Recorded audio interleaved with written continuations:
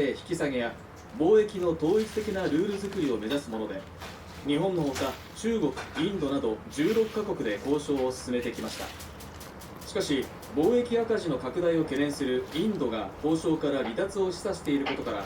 今日の署名はインドを除く15カ国となります。 GDP 国内総生産で世界のおよそ3割をカバーする自由貿易圏が誕生することになり、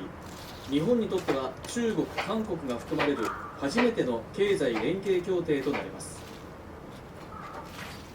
アメリカ大統領選挙でバイデン氏が勝利宣言をしてから1週間が経ちましたが、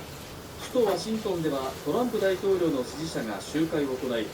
選挙で不正があったなどと訴えました。ホワイトハウス近くの広場ではトランプ大統領の支持者たちが大勢集まっています。トランプ氏は負けていないと訴えています。ワシントンに集まった数千人の支持者たち、大統領選挙で不正があったなどと抗議の声を上げました。